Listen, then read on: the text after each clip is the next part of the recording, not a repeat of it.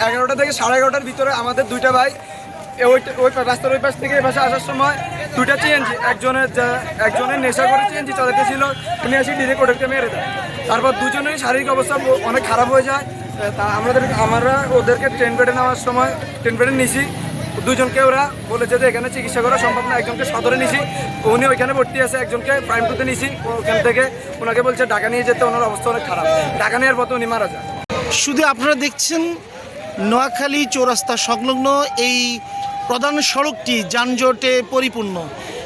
যে বিষয়টি আপনাদের সামনে উপস্থাপন করছি, বেগমগঞ্জ সরকারি টেকনিক্যাল স্কুল অ্যান্ড কলেজ এই সড়কে অবরোধের এই মুহূর্তে আমরা জানতে পেরেছি যে বেগমগঞ্জ সরকারি টেকনিক্যাল স্কুল অ্যান্ড কলেজের দুজন এসএসসি পরীক্ষার্থী বা ছাত্র সড়ক দুর্ঘটনা, সিএনজিতে সড়ক দুর্ঘটনা হয়েছে আমরা জানতে পেরেছি। এই মুহূর্তে তাদের মধ্যে একজন হসপিটালে নেওয়ার পথে মৃত্যুবরণ করে। আমরা স্কুলের একজন শিক্ষার্থীর সাথে কথা বলবো।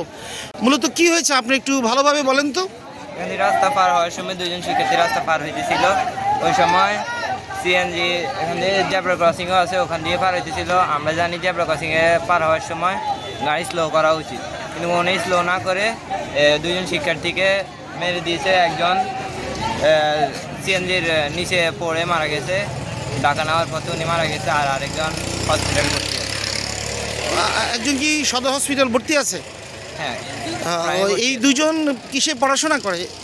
এই ট্রেনে এসএসসি পরীক্ষা দিতে। এসএসসি পরীক্ষার্থী, বেগমগঞ্জ সরকারি টেকনিক্যাল স্কুল অ্যান্ড কলেজের দুজন এসএসসি পরীক্ষার্থী সড়ক দুর্ঘটনা, একজন ইতিমধ্যে হসপিটাল নেওয়ার পথে মৃত্যুবরণ করে, আরেকজন সদর হসপিটালে ভর্তি আছে। ইতিমধ্যে আমরা দেখছি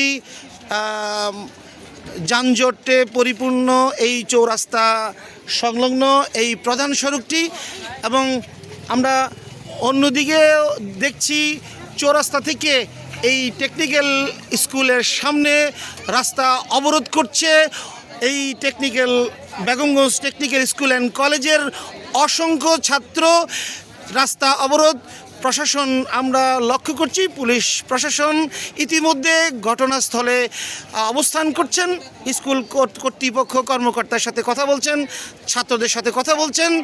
এই মুহূর্তে যানজটে পরিপূর্ণ নোয়াখালী প্রধান সড়ক চৌরাস্তার এই বীরশ্রেষ্ঠ রুহুল আমিন চত্বর থেকে মাইজদি রোডের এই প্রধান সড়কটি আমরা আরও কিছু তথ্য জানতে পেলে আপনাদেরকে জানাবো। সড়ক এই পর্যন্ত পরিপূর্ণ অবরোধ, ছাত্রদের অবস্থান নোয়াখালীর এই প্রধান সড়ক বেগমগঞ্জ সরকারি টেকনিক্যাল স্কুল অ্যান্ড কলেজ। আমরা আবারও আপনাদেরকে জানাচ্ছি, দুজন ছাত্র রাস্তা ক্রসিংয়ের সময় দুর্ঘটনা ঘটে। এর মধ্যে একজন সড়ক দুর্ঘটনায় হসপিটাল নেওয়ার পথে মারা যায়, অপরজন নোয়াখালী সদর হসপিটালে ভর্তি আছে। রাস্তা অবরোধ চলমান, পুলিশ প্রশাসন ইতিমধ্যে